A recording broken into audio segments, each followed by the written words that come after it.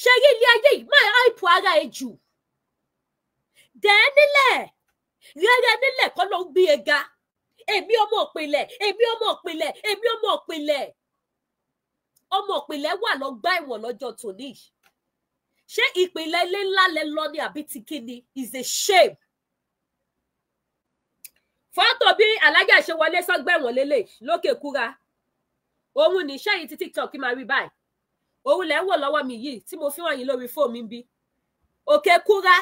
ọgbà ẹ̀wọ̀n wọn òun lẹ́ ń wò bọ́ ṣe mú alájà wọlé síbẹ̀ pẹ̀lú fàájì àti ìjáàbù àti gbogbo ẹ̀ ni wọ́n mú alájà Kaola wọlé sọ́gbà ẹ̀wọ̀n tẹ́ bá gbọ́ alájà wọlé kanlẹ̀ gbàngbàngbàn sọ́gbà ẹ̀wọ̀n ní òkè kúra àtúntí lẹ́ẹ̀kan sí àwọn ẹlẹ́wọ̀n group ṣe ti rí báyìí ẹ máa wò pé mo ń ṣẹ̀fẹ̀ ẹ ti mọ̀ pé mi ò lè máa ṣẹ̀fẹ̀ òtítọ́ dẹ̀ ni mo fẹ́ wá sọ àlẹ́jì ẹ fẹ́ mọ ìṣẹ̀tọ́ṣẹ̀ gbogbo ẹ̀ la máa débẹ̀ wọ́n bá ìwọ̀n la máa mú ìyá tẹ̀ ń wò lójú amóhùnmáwòrán yìí gbajúmọ̀ èèyàn ni wọ́n ọlọ́lábìnrin ni wọ́n onímọ̀ ni wọ́n ẹ gbọ́ mi onímọ̀ nínú ẹ̀sìn Islam òun lẹni tẹ́ ń wò lójú screen mi wọ́n sì jẹ́ ìkan nínú àwọn lọ́lá tó gbé Islam tó gbé dání ní òtítọ́ àti lódodo ṣùgbọ́n ilé ayé yìí mo máa ń sọ kinní kan wípé ojoojúmọ́ ni mò ń kẹ́kọ̀ọ́ pàápàá ẹni tó bá ti jẹ́ sọ̀rọ̀sọ̀rọ̀ ìwọ̀nba ló gbọ́dọ̀ sọ̀rọ̀ mọ́ o gbọ́dọ̀ máa ṣe kinní kó máa kọ́ṣọ́ ara ẹ̀ láì ṣe wípé wọ́n kọ́ṣọ́ ẹ̀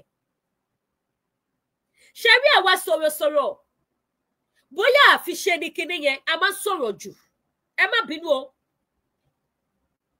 àwa sọ̀rọ̀sọ̀rọ̀ a máa ń sọ̀rọ̀ jù àsọjù ti máa ń pọ̀ fún wa àsọjàm pé máa sọ̀kò sí nǹkan tó lè ṣe fún mi pátápátá sọ́rí lọ jẹ mí àwọn nǹkan kan wà láyé tó jẹ́ pé sọ́rí ò kì í lè yanjú òun ló dífá fún ìṣẹ̀lẹ̀ tó ṣẹlẹ̀ sí alájà Kaola èmi á sọ tòótọ́ tí ẹ bá wò mí lórí social media mo máa ń support alájà Kaola ṣe rí nǹkan tẹ́ ẹ wò lọ́wọ́ alájà Kaola yẹn handcuff ni o kì í ṣe chain o handcuff àti aago lẹ ń wò lọ́wọ́ alájà Kaola handcuff mo lérò pé ẹ rí dáadáa tẹ́ bá wo bó ṣe ṣọwọ́ bá ẹ rí handcuff yẹn picture yẹn bí a máa post ẹ̀ sórí page mi ẹ lè rí dáadáa níbẹ̀ handcuff ni wọ́n kó sálájà Kaola ṣe rí àwa sọ̀rọ̀sọ̀rọ̀ a máa ń fi pé tá bá ti sọ̀rọ̀ tán pátápátá a máa sọ sorry tí bá dẹ̀ ti tender apology that is the end àwọn nǹkan kan wà tó jẹ́ pé apology kò lè yọjú mo kọ́ ẹ̀kọ́ níbẹ̀ ìgbà míì tí máa ń ṣe program màá ní pátápátá tó bá dẹ̀ dọ́là máa padà wá sọ fún yín pé I'm sorry mo wá padà lẹ́nu wípé ohun tó ti bàjẹ́ sọ́rí òkè lè túnṣe òun ló dífá fún alájà Kaola ó dẹ̀ dùn mí ó bà mí ní inú jẹ́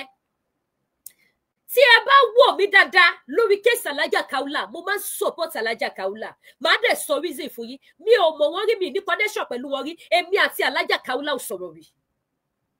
lẹ́yìn pé mo máa ń rí wọn lórí social media ìmọ̀bi tó ń gbé mo kàn mọ̀ pé wọ́n ló ń gbé bàdàn ni mi ìmọ̀bi tí school wọn wà mi ò mọ̀ anything nípa ìyá ẹ̀ but mo máa ṣe kí ni mo máa support wọn máa dẹ̀ sọ reason tí mo ṣe support alájà Kaola tó bá ní kéèyàn padà sínú ẹ̀sìn Islam látìgbà tí mo ti wo program alájà Kaola má ti padà sínú Islam àkọ́kọ́ mọ́ mi ni òótọ́ Islam ni mí látilẹ̀ ṣùgbọ́n yé Ọlọ́run tó ṣe mí ní ẹ̀yà ọ̀tọ̀ tó yọ mí kúrò nínú Islam ṣùgbọ́n tó bá wá ní pé kéèyàn farabalẹ̀ gbọ́ wá sí kó farabalẹ̀ wo títóbi Ọlọ́run nínú ayé obìnrin níbi ká sọ̀rọ̀ níbi ká kéwú níbi ká wọ́ wá sí níbi ká lecture àwọn èèyàn ní àwùjọ mo kọ́ ẹ̀kọ́ lára alájà Kaola tó lè jẹ́ kí n gba Islam bóyá tó bá jẹ́ wípé àwọn òbí mi méjèèjì ṣì wà nínú Islam ni níbi tí mo máa ń follow programu wá sí àlájáde bóyá mi kò bá ti padà sínú Islam òun ló jẹ́ kí n gbá ti alájà Kaola not any other thing ó wá ṣe mí ní àánú wípé gbogbo ẹ̀yin àgbààgbà mùsùlùmí tẹ́ jẹ́ ọkùnrin èrò àròjinlẹ̀ kẹ́ tó ṣe nǹkan ẹ má ń ja àjàdélẹ̀ tí obìnrin bá tiẹ̀ joyè asọ̀rọ̀ sọ́bọ́tò kí ló dé ẹ̀yin ọkùnrin ẹ̀yin láṣíwájú ẹ̀yin ló lórí bá mi hashtag bàbá mi Akéwùgbà Gold is my father ẹ bá mi hashtag wọn why tí ẹ lè let's go let's go ẹ má bínú tí bá ti mú slip of tongue wọ why tí ẹ lè let's go of a case instead of putting her to shame you could have just ignored her. Èyí tẹ́ fi wò pé ẹ fi Alájà Kaola ẹ padà fi ṣe ẹlẹ́yà yìí. Alájà Kaola ò lọ sẹ́wọ̀n o wípé torí ó dóko ọkọ lọ́kọ o. Kò lọ sẹ́wọ̀n o wípé ó jalè o. Kò lọ sẹ́wọ̀n wípé ó jí owó o. Kò lọ sẹ́wọ̀n pé ó ṣògùn o. Ó lọ sẹ́wọ̀n nítorí pé òun àtẹ̀yìn àáfàá níjà ṣé kò jẹ́ nǹkan tìjú fún yín. Ẹ̀kọ́ rere wo lẹ fẹ́ ká kọ́? Alájà Kaola àti joyè asọ̀rọ̀ sọ́bọ́tò nítorí tó bá jẹ́ pé mo ní contact Alájà Kaola ni wàláì má ti pè wọ́n lórí fídíò kan tí mo rí tán ṣe má dẹ̀ play fídíò náà. Ṣé rí ilé ayé yìí máa hype ara ẹ jù dẹ̀ nílẹ̀ rẹ́rẹ́ nílẹ̀ kọ́ ló ń gbé e ga èmi ọmọ ìpìlẹ̀ èmi ọmọ ìpìlẹ̀ èmi ọmọ ìpìlẹ̀ ọmọ ìpìlẹ̀ wà lọ́gbà ẹ̀wọ̀n lọ́jọ́ tòní. Ṣé ìpìlẹ̀ ilé ńlá lẹ lọ ní àbí ti kíni is a shame. Tó bá jẹ́ mo ní contact wọn ni má ti pè wọ́n pé esma ẹ lọ ṣe retraction video ìtẹ̀ṣe nítorí ẹnìkan nítorí ọ̀la torí ọ̀la yẹn ló ti wá délẹ̀ but mi ní contact Alájà èmi ò dẹ̀ sọ pé àìjọ ṣé mo lè rí lágbájá bá sọ̀rọ̀ Ọlọ́run ò ní jẹ́ mi ò ṣe láyé mi. Kí n nídìí nǹkan tó wà important lọ́wọ́ èèyàn tí n bá ti ní access sí direct máa let go ni mi ní sá lọ báyọ̀ pé lọ bá mi pé lágbájá. Ó yẹ kí gbogbo ẹ̀yin mùsùlùmí àfáì tẹpẹrẹ ayé lẹ́nire ó yẹ kí ti mọ̀ wà fún níwà pẹ̀lú Kaola láàrin gbogbo yín. Owó nìkan náà lóbìnrin láàrin yín tó tún mì gbogbo títì. Ó wá yẹ kí gbogbo yín pátápátá kẹ́ ti mọ̀ ìwà Alájà Kaola kẹ́ ti mọ̀ fún wọn kẹ́ rọra fi woman sílẹ̀ sáyé títí wọn pé bí adániwáyé ṣe dá wọn nìyẹn. Ẹ jẹ́ kí n sọ àṣírí kan fún yín lẹ́nìí tí mo dẹ̀ mọ̀ pé kí ni yẹn máa ṣẹlẹ̀ nínú ayé ẹ̀yin mùsùlùmí náà àfi èyí tí ò bá ń ṣe ẹni ìpè. Màá wá fi àwọn Christian máa fi ṣe example màá wá mú wọ́n tẹ̀yin mùsùlùmí. Ṣé rí àwọn ẹni ìpè gidi nínú ẹ̀sìn Christian wọ́n máa ń ní challenge kan ìṣòro kan máa wà ní ayé wọn. Ẹ lọ ṣèwádìí. Ìránṣẹ́ Ọlọ́run tòótọ́ tó jẹ́ pásítọ̀ tó jẹ́ wòlíì gidi tí Ọlọ́run pè ó máa ní ìṣòro kan nínú ayé ẹ̀ ibẹ̀ ni Sátánì máa sápamọ́ sí fún tó máa ti fẹ́ fi jẹ níyà tó máa ti fẹ́ fi tàbùkù ẹ̀ káyé lè sọ wípé àṣẹ bẹ́ẹ̀ pé ní ìránṣẹ́ Ọlọ́run irú eléyìí ṣe wá ṣẹlẹ̀ sí ó lè jẹ́ bí ọmọ ló máa ti dúró tì tó bá jọ́kùnrin ó lè láìkí kó ṣàmà bá àwọn ìyàwó oníyàwó sùn tó bá jẹ́ obìnrin ó lè jẹ́ gbogbo àwọn ọkọlọ́kọ tó bá ti wá ṣe prayer lọ́dọ̀ ẹ̀ báyìí dídó ni tí ó bá ti dùn wọn ojú òní wálẹ̀ adùn wọn tọ́ka rẹ̀ tó wálẹ̀ tí Sátánì ò bá wá dúró dé níbi ìyẹn ó lè dúró dé níbi ọmọ ọkọ máa rí ilé ọkọ gbé èyí tó bá tún wá jẹ́ ọkùnrin ó máa níyàwó ó máa lọ́mọ ṣùgbọ́n ẹ lọ́wọ́ gbogbo ọmọ tó bí ọmọ kan máa wà ńbẹ̀ tó máa jẹ́ ìbànújẹ́ ọkàn fún iṣẹ́ Sátánì nìyẹn ṣùgbọ́n nítorí pé ó jẹ́ ẹni ìpè kò ní tìtorí ẹ̀ kó ṣubú kò síwù challenge tó lè face kò ní ṣubú torí pé Ọlọ́run pè ní Sátánì ló ń mí wò and I'm very sure pé bó ṣe máa wà láàárín ẹ̀yin mùsùlùmí gidi tí kì í ṣe ẹ̀yin mùsùlùmí olófò ẹ̀jẹ̀ là o ẹ̀yin mùsùlùmí gidi bó ṣe máa wà nìyẹn lọ́wọ́ àwọn àáfà àwọn ṣéèkì gidi ṣé lásán ni ṣèyí kìí kan ló fẹ́ yàwó 75 ni ṣé ní ìyá sì ló níyàwó 74 ọmọ 74 according to bí mo ṣe gbọ́nà àwọn àáfà ńláńlá yẹn ó ní kan bímọ 74 ìyàwó 74 gbogbo nǹkan ayé ẹ̀ 74 ṣẹ́fẹ̀ Ọlọ́run nìyẹn obìnrin 74.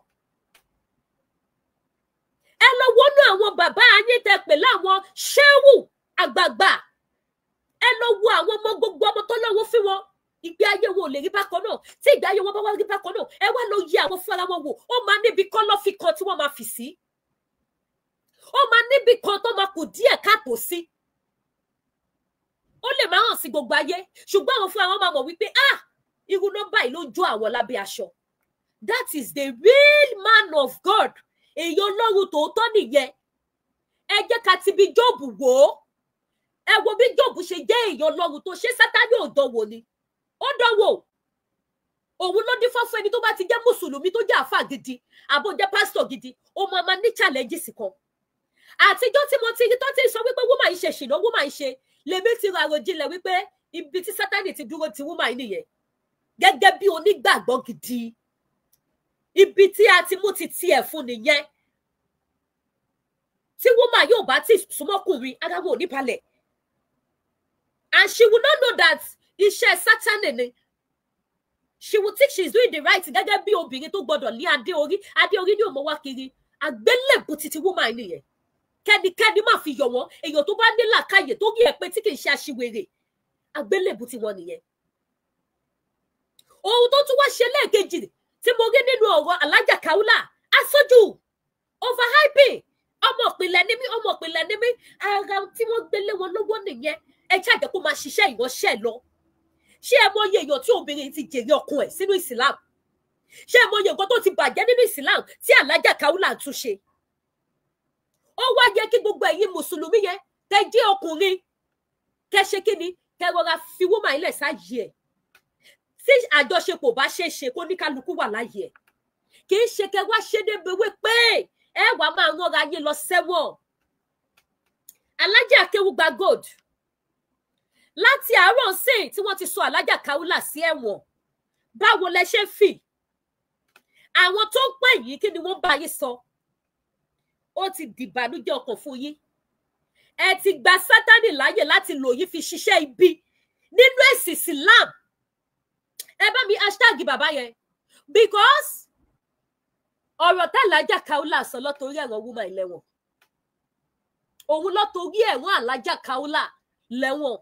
Alájà Kaula inú oṣù yìí ló sì kó àwọn èèyàn dé láti Mọ́kà. Gbogbo àwọn tó kó lọ sí Mọ́kà yẹn, ṣé ó jèrè ọkàn wọn sí ọ̀nà èṣù ni àbí ọjọ́ ọ̀nà Ọlọ́run? Ẹ má bínú ẹ̀yin oníṣẹ̀ṣe. Ṣé Alájà Kaula ṣé ó jèrè ọkàn wọn sí ojú ọ̀nà Ọlọ́run ni àbí ojú ọ̀nà Sátánì ló jèrè ọkàn wọn sí? Àbọ̀dé Mọ́kà tó kó ọ̀pọ̀lọpọ̀ lọ lọ́dún tó dé sí. Alájà Akéwùgbà Gold, ẹ jẹ́ kó lóyìn bí irinṣẹ́ burúkú láti pàṣẹ ẹgbọ́n mi sí omi òtó tó wà láàárín ẹ̀yin méjèèjì. Ẹ ló báyìí lórúkọ jẹ́, ṣé wọn bá nóbì lórúkọ jẹ́ ni? Ṣé yẹn ní kẹ́ má débi tẹ́ máa dé ni? Ẹni woman pè yín ní terrorist. Gbogbo wa la rí fídíò náà. Alájà Kaula bọ́ síta níbi àsọjù asọ̀rọ̀sọbọ́tò wípé Alájà Akéwùgbà Gold sí gbẹ́rẹ́ pẹ̀lú àáké sórí. And so fucking words. Ṣé yẹn ní ẹ má débi tẹ́ máa dé ni? Bàbá Akéwùgbà Gold kò ní ẹ má débi tẹ́ máa dé. Gbogbo àwọn ẹ̀sùn tó kà sí woman lẹ́sẹ̀ ní tó fi rán woman lẹ́wọ̀n. Tí ọmọbìnrin yìí fi di èrò ẹ̀wọ̀n nítorí ẹ̀yin Mùsùlùmí ọkùnrin kan ẹ fẹ́ fi ṣẹ̀sín, ẹ fẹ́ fi ṣe ẹlẹ́yà, ẹ kórìíra ẹ̀ láàrin yín. Ìmọ́lẹ̀ tí woman yìí tàn sínú Islam, ẹ̀yin ọkùnrin Islam kan ò rí tàn. Ìmọ́lẹ̀ tí Alájà Kaula tó tàn sínú ẹ̀sìn Islam, àwọn sókànlọ́kùnrin tí wọ́n pera wọn láàfà, wọn ò rí tàn. Oníjálàbí ni wọ́n parọ́ ni. Bàbá Akéwùgbà Gold yìí wá jẹ́ kó lóyìn gẹ́gẹ́ bí irinṣẹ́ Sátánì láti fi ba Ìsìlámù jẹ́. Láti fi ba Ìsìlámù jẹ́. Àwọn Ìsìlámù tó bá máa sọ́sìn. Ìkan lọ Mọ́kà ó ń bọ̀ àti airport láti gbé dèrò ẹ̀wọ̀n. Alájà Kaula kó at least kí n gékéré èèyàn 20 ló kó lọ sí hajj lọ́dún. Èmi gékéré ni o, mi ò mọyé wọn but fídíò wà bọ́ọ̀mù ìròyìn ṣe pọ̀ tó. Èmi ò dẹ̀ ní time àti máa ka iye tẹ́ ẹni tó kó lọ sí kíní but mo kàn fi ṣe example pé èèyàn 20. Ó kó èèyàn 20 lọ sí ibi tẹ́ pè ní ilẹ̀ mímọ́. Ó dé ẹ̀sọ́ sẹ́wọ̀n. Ṣé wọ́n lóye láti fi tún Ìsìlámù ṣe ni àbí láti fi ba Ìsìlámù jẹ́? Àwọn tó bá gbé oríyè fún yín lọ́jọ́ ti tòní, ọmọ padà yẹ̀yẹ́ yín lọ́la o. Wípé kí ni àwọn ẹlẹ́wọ̀n wo? Àwọn Mùsùlùmí tó yẹ pé gbogbo wọn láti rán àwọn lẹ́wọ̀n tán. Bá ṣe ọkùnrin wọn lẹ́wọ̀n lọ́rọ̀ obìnrin wọn lẹ́wọ̀n. That statement ó ti ridicule Islam. ní ìlú Nàìjíríà ẹ ti bà ìsìlámù jẹ́ ní ìlú Nàìjíríà ẹni kí Kaula ṣe retraction ìyá ìbọ́ síta I saw the retraction ẹ jẹ́ ká mú àwọn fídíò wà lẹ́sẹẹsẹ ká wá máa play ẹ bá mi pín ètò ìsìta mo fẹlẹ́dùmarè bẹ̀yìn ṣe rí àwọn mùsùlùmí àfi kẹ́lẹ́dùmarè ṣàánú yàn pẹ̀lú àwọn mùsùlùmí Nàìjíríà wọ́n ní kó lọ ti Alájà Kaula mọ́ Òkè Kúrá wọ́n mú woman yìí lọ sínú sẹ́ẹ̀lì ẹ̀dẹ̀ ń ṣe fídíò ẹ̀dẹ̀ ń post ẹ̀ ṣé ẹ̀sìn lẹ fi ṣe yẹn àbí kì í ṣẹ̀sìn ẹ̀dẹ̀ pẹ̀lú ayé ní ìsìlámù ọmọ ọ̀yá nínú ẹ̀sìn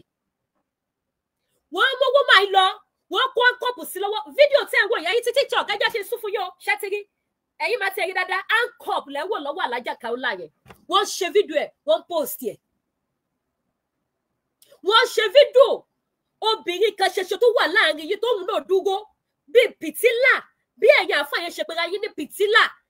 pìtílà obìnrin kan ṣoṣo tó wà láàrin yẹn fi ṣẹ̀ sí ẹ fi ṣẹlẹ́yà all in the name of Allah ẹ rí pé ẹ̀sìn yìí ẹ̀sìn tìjú ni all in the name of Allah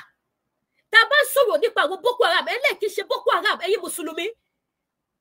máa mú mọ́ra wọn ni o ẹlẹ́ẹ̀kì ṣe Boko Haram èyí tẹ̀ ń ṣe fúnra yín nǹkan láti wo sùsùn kẹ̀dẹ̀ ẹ̀rọ Alájà Kaula lọ sí kẹ̀dẹ̀ máa ṣe fídíò ẹ̀ kẹ́ máa post ẹ̀ kẹ́ máa ṣe fídíò ẹ̀ kẹ́ máa post ẹ̀ ẹ bá ń pọ́ lọ tóbi lọ́ba ẹ bá ń pe Allahu Akbar. Now ẹni kí wọ́n máa lọ ṣe retraction ẹ jẹ́ gbé fídíò bàbá mi Akéwùgbà Gold wá mo bọ̀ tó fi ní kí Alájà Kaula lọ ṣe retraction gbogbo nǹkan tá Alájà sọ nípa wọn mo bọ̀ wá ẹ jẹ́ gbé fídíò náà wá ẹ bá wa pín ètò yìí ẹ ní dáàmú ẹ bá mi pín o ẹ bá mi pín o ẹ jẹ́ kí n máa rí kọ́mẹ́ǹtì títí yín opinion títí yín ẹ máa kọ sí comment section opinion yín lórí ìwà tí àwọn mùsùlùmí ìlú Nàìjíríà ń wù fúnra wọn yìí láti máa rán ara wọn lọ sí ẹ̀wọ̀n ẹ wá ṣe títẹ tó rán obìnrin lọ sẹ́wọ̀n ẹ̀wọ̀n jẹ́ bí ọjà ní ojú àpá ò lè dàbí ojú ara ṣe bóun ni mo ti ń sọ lọ́jọ́ tòní ọ̀la ló máa pé 4 years tí mo wọlé sẹ́wọ̀n kò sí ohun tó fi qualify mi lórí social media ọmọ ẹlẹ́wọ̀n ni ẹlẹ́wọ̀n ló ń pè mí wọn ò fi ṣe ọwọ́ mi júwe mi tọ́pọ̀ máa sọ pé ẹgbọ́n ọmọ ẹlẹ́wọ̀n ọmọ tó lọ ṣẹ̀wọ̀n nílé Sunday Igboho wọ́n ṣe sọ nìyẹn ṣé ohun tó dání ẹ̀yin mùsùlùmí tí ẹ̀dẹ̀ ru àròjinlẹ̀ ọmọ ìyá yín ṣé bí ànábì ṣe tíìtì yín ṣé bí ànábì ṣe kọ́ yín ṣé bí kùránì tẹ̀ ń kà ṣé ohun tí kùránì yín kọ́ yín nìyẹn pé ẹ máa rọra yín lọ sẹ́wọ̀n ẹ̀wọ̀n ni ẹ mọ̀ jura yín sí ṣé ohun tí kùránì kọ́ yín nìyẹn kí ló dé tí ẹ ò kọ́ bí wọ́n ṣe ń forgive and forget nínú ìsìlámù kí ló dé tó jẹ́ wípé bó o bá o pa bó o bá kò bù lẹ́sẹ̀ ní ìsìlámù yìí kọ́ yín. ẹ jẹ́ play video retraction òbí retraction dẹ̀ ni tọ́níkà Alájà Kaula lọ ṣe ó ṣe o ó ṣe ni láàánú ó ṣe ni láàánú kọ́kọ́ play video bàbá Akéwùgbà Gold yes this is the video tó fi ní k'Alájà lọ ṣe retraction ọ̀rọ̀ t'Alájà sọ kí làwọn ọ̀rọ̀ tí Alájà Kaula sọ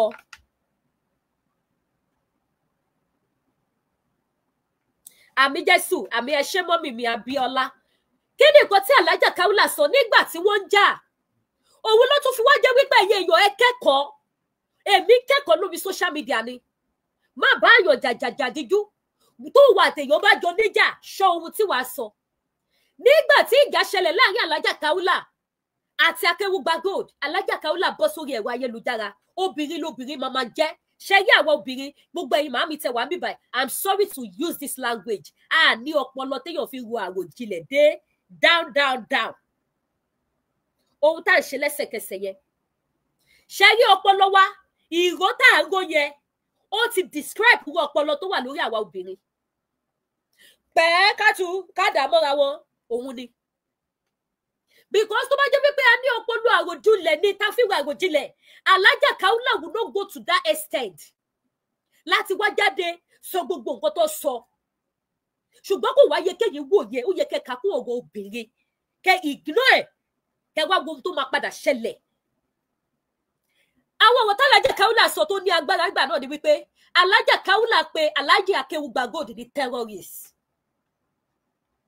Alhaja Kaola pé Alhaji Akeugba Gold ní olóògùn tó fi àáké sí gbẹ́rẹ́ sórí. Alhaja Kaola wọ́n ṣe live show wọ́n ní Alhaji Akeugba Gold gbogbo obìnrin tó fẹ́ ló bà láyé jẹ́. Wọ́n sọ oríṣiríṣi nípa Alhaji láwọn nǹkan burúkú òun ló fi dèrò ilé ẹjọ́. Meanwhile àwọn pípò yìí ní orí social media kò sí àfà tó close tó àwọn méjèèjì ibi tó yẹ kẹ́yìn méjèèjì ti fura nìyẹn. Nígbà tẹ́jọ́ ṣe tó dùn tó ń dán láàrin yín àwọn kan wà tí wọ́n kórìíra tẹ́ ẹ̀ ṣe fúnra yín tẹ́ ẹ̀ yára yín lówó tẹ́ ẹ̀ ṣe bísínẹ́sì pọ̀ tẹ́ ẹ̀ ríra yín dunnú tẹ́ ẹ̀ tira yín lẹ́yìn tẹ́ ẹ̀ fúnra yín ní full support. Ṣùgbọ́n ẹ̀yin méjèèjì ẹ fi àyè sílẹ̀ fún Sátánì láti wọlé sí yín láàrin. Sátánì yẹn náà ló wá ṣe ìṣiṣẹ́ dì sí tí Alhaji Akeugba Gold fi wá rán Alhaja Kaola lẹ́wọ̀n báyìí. Iṣẹ́ tí Sátánì wá lu ẹ̀yin méjèèjì ṣe yìí iṣẹ́ tó tàbùkù ẹ̀sìn Ìsìlámù ni láyé àti ní ọ̀run. Ẹ bá mi pín ètò yìí ẹ̀yin tẹ́ ẹ wò mí. Iṣẹ́ tó fi àmì burúkú sínú Ìsìlámù ní ayé àti ní ọ̀run ni. Òun ni iṣẹ́ tí Sátánì lo àti Alhaja Kaola àti Alhaji Akeugba Gold ṣe. Ẹ bà Ìsìlámù jẹ́ Ọlọ́run sì bi ẹ̀yin méjèèjì léèrè nítorí tó bá máa sọ sí wọn láwọn mùsùlùmí rọra wọn lẹ́wọ̀n wọ́n tún ṣẹ̀ṣẹ̀ rán obìnrin àáfà kan ṣoṣo tó wà láàrin wọn wọ́n ṣẹ̀ṣẹ̀ rán lẹ́wọ̀n ni. Ìjọba ò rán yan yín lẹ́wọ̀n ẹ̀yin tẹ́ pera yín ní Ìsìlámù tẹ́jọ́ ń gbé Quran tẹ́jọ́ ń gbé èdìdí ayé bí mo ṣe lè ọ̀nà bíbélì mi ni máa ṣe ọ̀nà Quran mo ọ̀nà bíbélì mi mo ní ìbẹ̀rù bíbélì èdìdí ayé ni bíbélì mi yẹn èdìdí ayé ni Quran náà tó wọ́n fi tu wọ́n fi dè é ẹ̀yin tẹ́ ẹ gbé ẹ wá wo ti nǹkan èdìdí tẹ́ ẹ gbé yẹ kẹ wò mọ́ra yín lára ẹ wá síra yín lọ sẹ́wọ̀n ẹ bà Ìsìlámù jẹ́. Alhaji bọ́ síta wọ́n ní k'Alhaja ṣe retraction àwọn nǹkan tó sọ yẹn. Ẹ jẹ́ ká gbọ́rọ̀ látẹnu Alhaji Akeugba Gold. Bí a ṣe ń ṣayé. Mo sọ̀rọ̀ kan nínú wáàsí tá a ṣe kọjá. Mo ní gbogbo ẹni tó ṣẹ̀ mí, mo forí jì wọ́n àyàfi obìnrin ẹyọ kan. Ẹ wá dákun gbogbo ẹ̀yin bàbá wa tẹ́ ẹ pè mí ìdá ti tán. Èmi ò já mọ́ àmọ́ kó bá mi ṣe nǹkan mẹ́ta. Eléyìí tó bá ní ẹ̀rí lọ́wọ́ tó mọ̀ kó lè kó jáde ọmọ bẹ̀bẹ̀ lórí ẹ̀. Tẹ́rì bá wà, evidence wà, o lè má bẹ̀bẹ̀ o. Pé evidence ń bẹ náà. Àmọ́ tí ò bá sí evidence bá mi tó orúkọ mi tó bàjẹ́ bá mi tún ṣe nítorí tọ̀lọ́ mo bẹ̀ ọ́ ni. Terrorist ni odidi ẹ̀jẹ̀ mi ní ọwọ́ ariwo terrorist yẹn ló ti deny ní visa. Èmi gan ò lè travel bẹ̀tẹ̀ mo ti gba gbogbo clearance tó yẹ kí n gbà báyìí. Nítorí ọ̀rọ̀ tí ò ní túmọ̀ kankan kò yẹ ká. Ṣé ti rí ibi tí mo ti sọ wípé ìwọ̀nba ló yẹ kéèyàn sọ̀rọ̀ ọmọ nìyẹn. Àwọn ọ̀rọ̀ kó wà sórí ò lè túnṣe ló fi jẹ́ pé sọ̀rọ̀sọ̀rọ̀ gbọ́dọ̀ máa ṣọ́ ọ̀rọ̀ sọ àti wípé tí èèyàn bá ti ṣe mistake tètè bọ́ síta kó ṣe àtúnṣe. Ẹ jẹ́ ìsáyé gbé wa padà sí 2020 mo ṣe kéèsì kan nípa ikú bàbá yèyé kọ́ lọ bá mi fòun kẹ́ bàbá Aláàfin Ọ̀yọ́. Kéèsì náà dá lórí ọmọbìnrin Yíbò tí wọ́n ní bàbá fẹ́. Èyí tẹ́ bá rántí wọ́n ní ìyàwó ọmọ kan ní bàbá Aláàfin gbà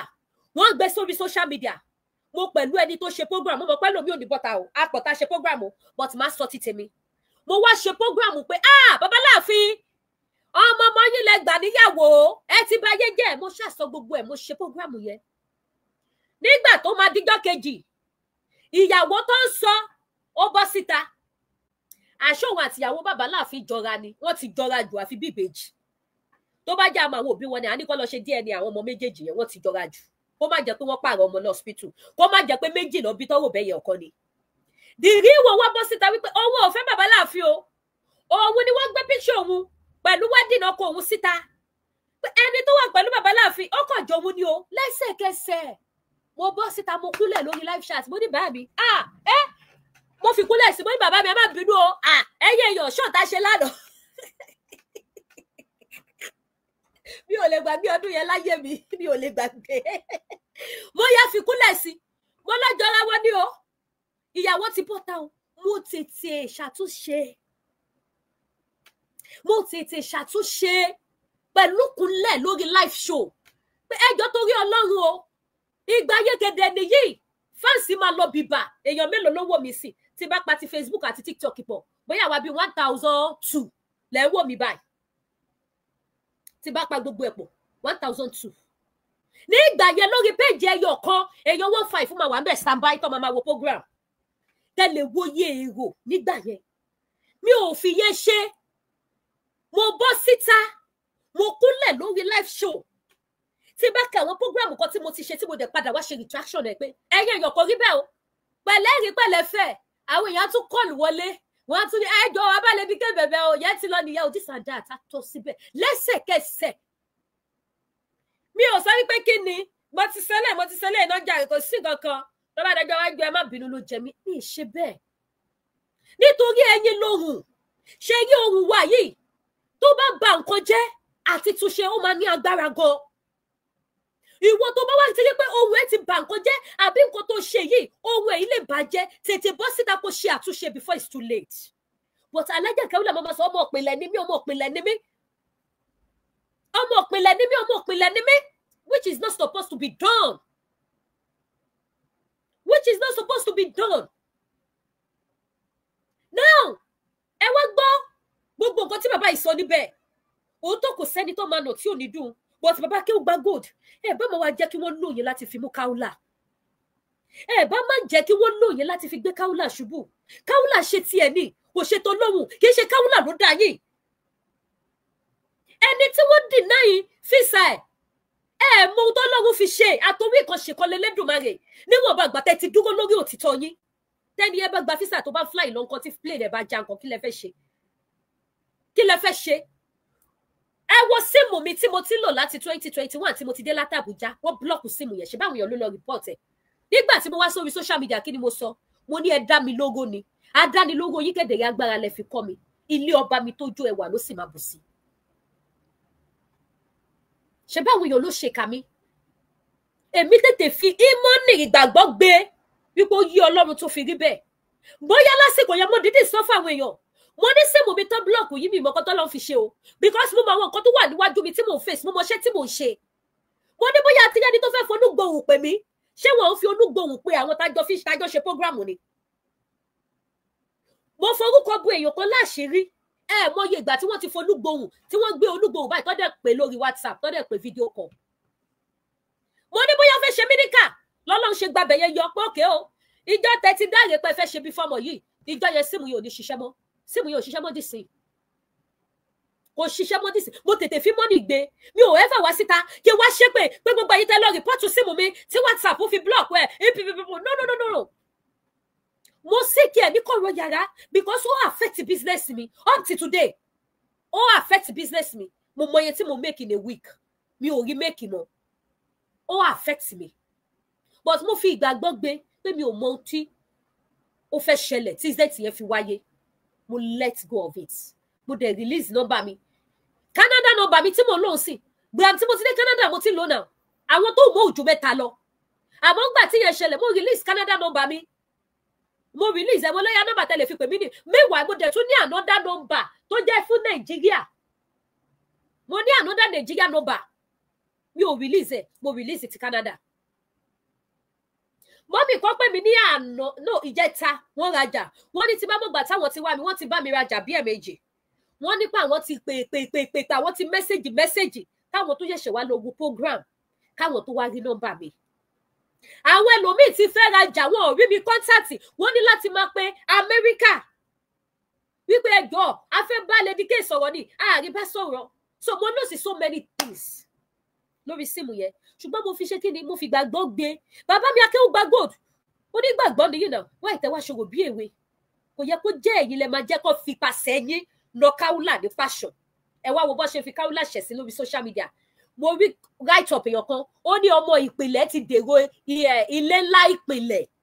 which means wípé bí Alhaja Kaolat ṣe máa ń pè rẹ̀ ní ọmọ ìpìlẹ̀ ó ti padà di èrò ilé ńlá ìyẹn ní kí láti pe ẹ̀wọ̀n wọn ní Ìlọrin yìí Òkèkúrá wọ́n dẹ̀ monitor woman títí tó fi mú wọnú sẹ́ẹ̀lì báyìí l'Òkèkúrá wọ́n tún gbé picture ẹ̀ síta wọ́n post ẹ̀ ibi tẹ́ máa ti mọ̀ wípé ogun pọ̀ tó jayé woman fúnra rẹ̀ nìyẹn bàbá Akéwù gba gold Yorùbá máa wá fi àyè yẹn sílẹ̀ wọ́n ti mọ̀ wípé lẹ́yìn èyí kò sẹ́ni tó lè mú Kaolat ẹ̀yin nìkan náà lẹ lè mú torí pé kí ni ẹ̀yin àti ẹlẹ́ ti jọ lẹ̀ pọ̀ láti lẹ̀ kọ́kọ́rọ́ tó ṣí káúlà tó de káúlà ẹ mọ̀ ibi tí kí ni ẹ wá wọ káúlà náà de káúlà náà wá sójú ìyá sọ̀rọ̀ sọ́bọ́tò ó ṣoògùn òun ó ṣe gbá ó ṣàwo ẹ wá lè ignore kẹ fi sílẹ̀ pé ọjọ́ ń bọ̀ ẹnu tí ìgbín ẹ fi borí ìṣà ni ó bọ̀ wá fi lọlẹ̀ níwájú ẹ̀ now ẹja kọ́ńtínú àti máa gbọ́ bàbá Kéwú Gbàgòdì lọ gbogbo sọ̀rọ̀sọ̀rọ̀ ẹja sọ̀rọ̀ sọ nítorí ẹnìkan torí ọ̀la ó yá. gbogbo irọ́ ó fi àáké sí gbẹ́rẹ́ tó o bá ní ẹ̀rí ẹ̀ lọ́wọ́ ó bẹ́tà kó tètè withdraw rẹ̀ tó orúkọ tèmi náà ó jẹ́ títí ayé nìyẹn làwọn ọmọ mi ó sì jẹ́ kò sèrè tá a fẹ́ gbà níbi kẹ́nìkan ó lọ sẹ́wọ̀n bẹ́ẹ̀ ó dá akẹ́ni tó parọ́ àgbé ìpínlẹ̀ ló ń pa kó dẹ̀ withdraw ọ̀rọ̀ rẹ̀ kó dẹ̀ tọrọ àforíjìn ẹlẹ́ẹ̀kẹta owó tí ọwọ́ àtọkọ rẹ̀ tẹ́ ẹ yá ẹ dákun ẹ bá ń dáwó yìí padà ìyáálé arábìnrin yẹn sọ pé arábìnrin yẹn jẹ ọkọ àwọn lówó tó pọ̀ gan-an pé bọ́kọ àwọn bí ó bá dá owó padà fọ́kọ àwọn. Màámi ló ń pè yó ẹ má sọ̀rọ̀ mo wà lórí ètò. padà fẹ́ mi ó sì mọ̀ pé wọ́n ló dúró fárákùnrin yìí mo ní mẹ́sẹ̀jì ẹ̀ lórí fóònù mi ìwọ ló ní kí n fún ọkọ rẹ̀ ọkọ ló ti sá lọ látọdún kan yìí mi ò gbúrò owó mi ṣé màá wá jẹ ìyà àkókò mọ̀pọ̀ ní ètè nígbà wọ́n bà mí lórúkọ jẹ́ tó báyìí tí màá tún wá fi over 12 million sílẹ̀ kò possible bá mi gbìyànjú báwọn nǹkan yìí bá ti wọlé sórí gbogbo ó lọ sórí newspaper ó lọ ṣèwé ìròyìn ó lọ ṣe kinní kan mi ò ní mo withdraw gbogbo yẹn èmi náà fẹ́ àlàáfíà bẹ̀tì bá mi tún orúkọ mi ṣe padà béèyàn bá lè bu iyì kún orúkọ mi kó má bàjẹ́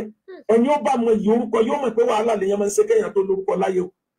ẹ wo àti ọdún tí mo ti ń build orúkọ bọ̀ láti 1985 up to today ẹnìkan sì dìde kó dẹ̀ lówó tí orúkọ yẹn wọ́n lẹ́ni táwọn tó yẹ káwọn yóò wò pé bó bá tiẹ̀ jẹ́ gbogbo èèyàn kò yẹ kó jẹ́ wọ́n ìyẹn ti kọjá èmi ò bínú bẹ́ẹ̀ catholic. ṣe gbọ́ statement tí bàbá Kéwú Gbàgòdì sọ́nbẹ̀ yẹn wọ́n ní tó bá tiẹ̀ jẹ́ gbogbo èèyàn kò yẹ kó jẹ́wọ́ ibi tẹ́ máa ti mọ bí closeness àárín wọn ṣe pọ̀ tó nìyẹn Sátánì wá rápálá wọ àárín yín àwọn ọmọ àlẹ́ inú ìsìlámù rápálá wọ àárín yín wọ́n wá kẹ́yìn yín síra yín ó wá fi yín mú káúlà tí wọ́n ti wá ìṣubú ẹ̀ tipẹ́tipẹ́ àbí wọn ò wá ìṣubú ẹ̀ ni wọ́n gbé private issue ẹ̀ wá sórí social media ṣé káúlà ló gbé private issue rẹ̀ níbi tóun àtọkọ ẹ̀ tí jọ ń ṣe eré ìfẹ́ ṣé òun ló gbé wá síta ẹjọ́ ẹ̀yin tí TikTok ẹ bá wa double tap mo ti verify ní sí ó dẹ̀ máa fẹ́ bring pressure yẹn down ṣé wọn ò wá ìṣubú káúlà ló jẹ́ pé tí káúlà bá so fí báyìí tó jẹ́ private issue ó ń gbẹ̀bọ̀ lórí social media ẹwà tọdún tó ti ń gbé àṣírí káúlà wá sórí social media àbí káúlà fúnra rẹ̀ ló gbé wá sórí media no ẹyẹ yọ ẹ jẹ́ rí kọ́mẹ́ǹtì yẹn jọ ṣé káúlà fúnra rẹ̀ ló gbé àṣírí rẹ̀ wá sórí social media no wọ́n gbé àṣírí káúlà wá sórí social media ni wọ́n gbé wá ní private issue woman yìí ni wọ́n gbé wá ibi tẹ́ máa ti mọ̀ wípé ọ̀tá pọ̀ fún woman yìí nìyẹn woman yìí ò sì fura wọ́n dẹ̀ ti wá gbogbo ọ̀nà láti bring woman down tipẹ́ ni wọ́n ti fẹ́ bring káúlà down tí Olódùmarè ò fún wọn ṣe wọ́n fẹ́ pa káúlà ní ẹnu mọ́ láàárín àwọn mùsùlùmí yẹn kí ọmọbìnrin yẹn má sọ̀rọ̀ kó má ṣe dáwà àbí kí lẹ máa ń pe wá síta ìṣe yẹn kó má bọ́ síta lọ fún anybody ní lecture mọ́ wọ́n kórìíra ẹ̀ nítorí ó jẹ́ obìnrin tó yàn tó yọjú láàárín gbogbo wọn àwọn àáfà ọkùnrin míì wọn ò lè dúró níbi tí káúlà bá ti give lecture níbi tí káúlà bá ti ṣe dáwà wọn ò lè dúró níbẹ̀ ó jẹ́ nǹkan ìbànújẹ́ fún wọn tó ti wá bó ṣe máa bring woman down tipẹ́tipẹ́ ló ti wà lẹ́nu ẹ̀ tọ́lọ́hun kò yọ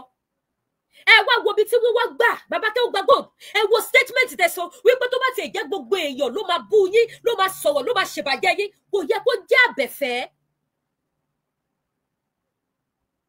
àwọn ẹni ibi tó fẹ́ ṣiṣẹ́ ibi wọ́n wò wípé bọ́lá tó fẹ́ gbà láti mú káúlà kò sí ọwọ́ padà sọ́dọ̀ èyí ẹ̀ tó jẹ́ Kéwú Gbàgòdì ọwọ́ àkọ́kọ́ da àárín ẹ̀yin méjèèjì rú ẹ̀yin méjèèjì ò wá jókòó kẹfì ìmọ̀nì kùránì kẹfì gbé tí ẹ̀yin bá tiẹ̀ wá ṣe tí káúlà bá yarí ẹ̀ dẹ̀ fi sílẹ̀ sáyè títí ẹ̀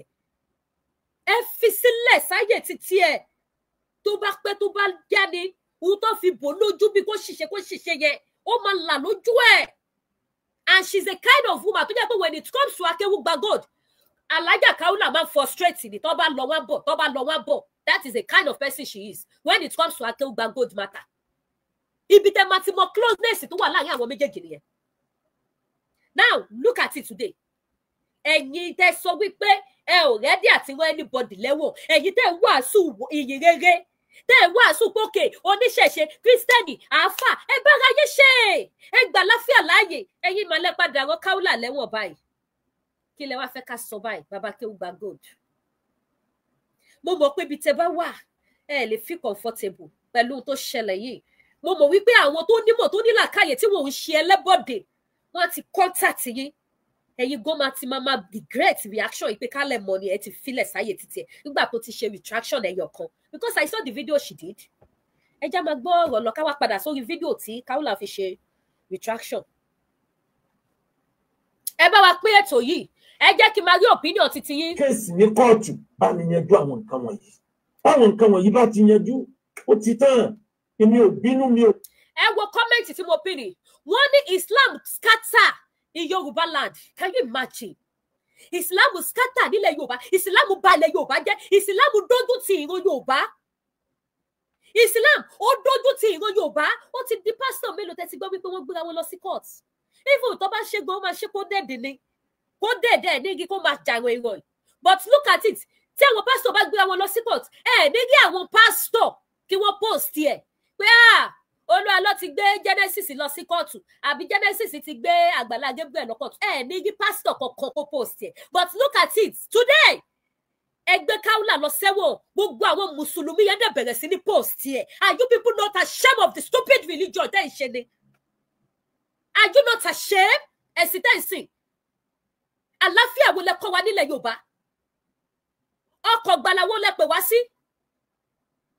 Tó bá tọ́ sí ẹni gbogbo láti post ẹ̀, kò tọ́ sí ìsìlámù kankan, Muslim brothers or sisters kankan láti post ẹ̀ sí Kaola, because ẹ̀yin gbogbo lẹ ṣẹ̀ sí, gbogbo mùsùlùmí ló ṣe ẹ̀sìn ló ṣe ẹlẹ́yà nílùú Nàìjíríà. Tí president yìí gan bá jẹ́ Christian mùsùlùmí, President Bola Ahmed Tinubu, òun náà ṣe ẹ̀sìn. Gbogbo àwọn tó jẹ́ mùsùlùmí nílùú Nàìjíríà ni wọ́n ṣe ẹ̀sìn láti gbé Kaola lọ sí court, láti sọ sẹ́wọ̀n. Gbogbo yìí lẹ ṣẹ̀ sí. Tẹ́bà rẹ̀ ni sòtọ́ fún yín, èmi á sọ fún yín. Tó bá dọ̀là kẹ́ máa fìwé òkè kúra wá mi kì í ẹ̀yin ológi kórì. Nígbà tí mo wà Nàìjíríà bó ṣe nìyẹn, ẹ̀ẹ̀mejì ọ̀tọ̀ọ̀tọ̀ làwọn mùsùlùmí ti make attempt láti arrest mi lọ sókè kúra, orí ló kó mi yọ. Ẹ̀ẹ̀mejì ọ̀tọ̀ọ̀tọ̀